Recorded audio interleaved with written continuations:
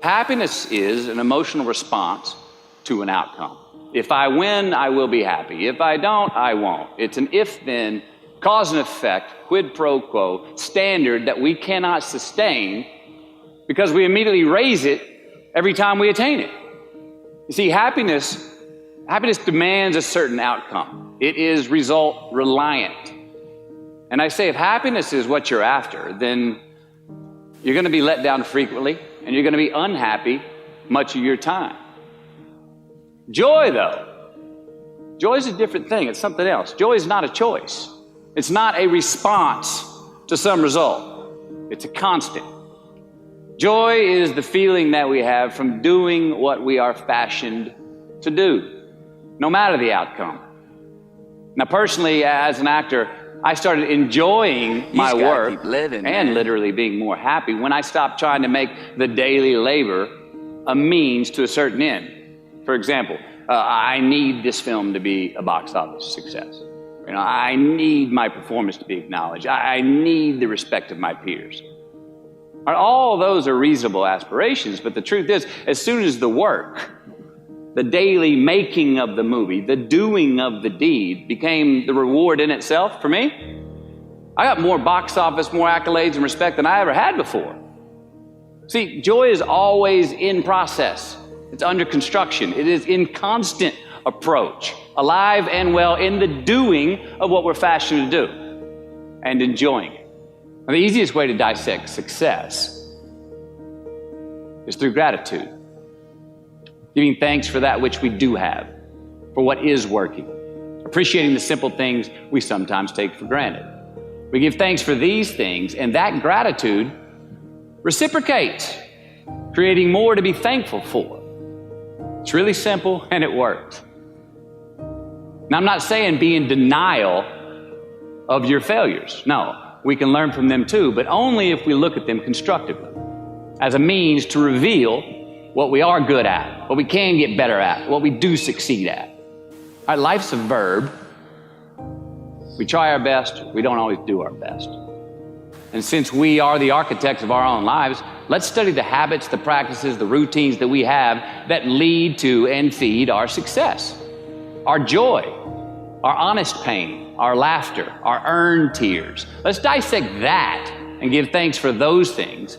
And when we do that, guess what happens? We get better at them, and we have more to dissect. It's a get rich quick on the internet, rich is 15 minutes of fame world that we live in, and we see it every day. But we all want to succeed, right? So the question that we got to ask ourselves is what success is to us, what success is to you. Is it more money? That's fine. I got nothing against money. Maybe it's a healthy family. Maybe it's a happy marriage. Maybe it's to help others, to be famous, to be spiritually sound, to leave the world a little bit better place than you found it. Continue to ask yourself that question. Now, your answer may change over time, and that's fine. But do yourself this favor. Whatever your answer is, don't choose anything that will jeopardize your soul. Prioritize who you are, who you want to be, and don't spend time with anything that antagonizes your character. Don't drink the kool-aid, man. It tastes sweet, but you will get cavities tomorrow, all right? Life is not a popularity contest. Be brave, take the hill, but first answer that question, what's my hill? Well, for me, it's a measurement of 5 things. We got fatherhood. We got being a good husband. We got my health, mind, body, and spirit. We got career, and we got friendships. These are what's important to me in my life right now.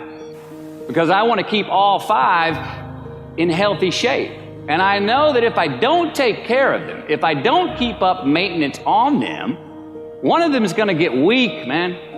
It's going to dip too deep into the debit section. It's going to go bankrupt. It's going to get sick, die even. So first, we have to define success for ourselves. And then we have to put in the work to maintain it. Take that daily tally. Tend our garden. Keep the things that are important to us in good shape.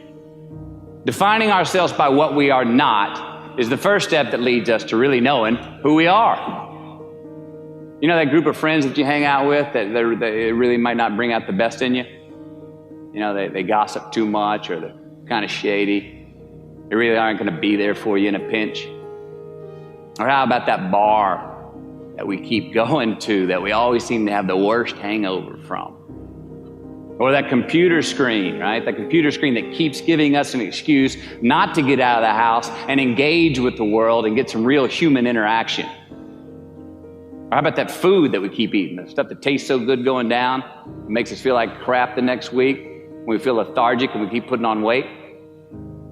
Well, those people, those places, those things, stop giving them your time and energy. Just don't go there. I mean, put them down.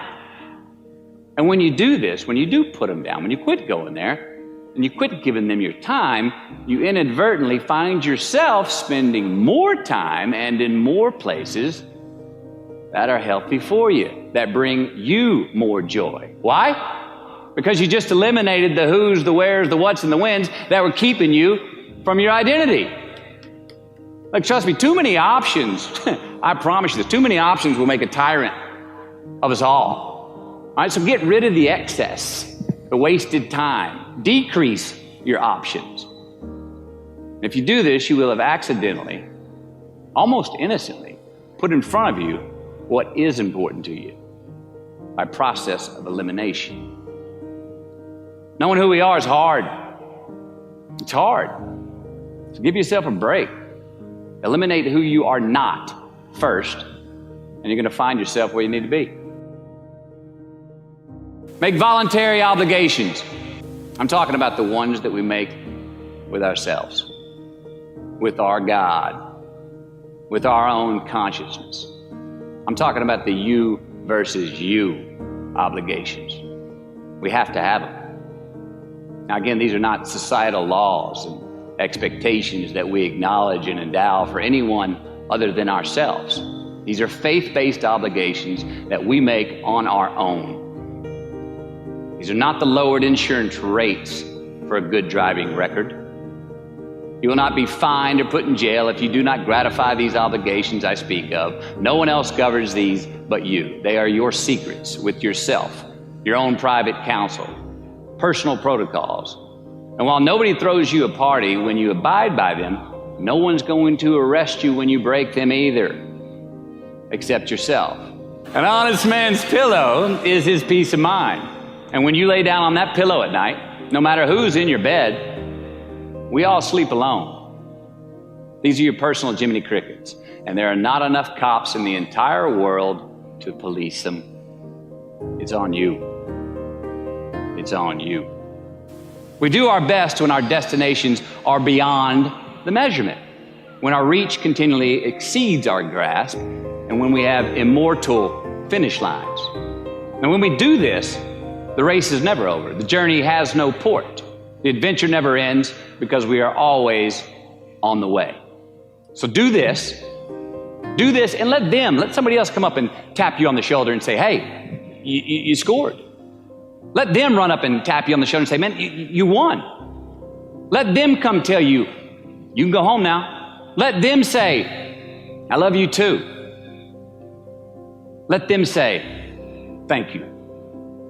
Take the lid off the man-made roofs that we put above ourselves and always play like an underdog.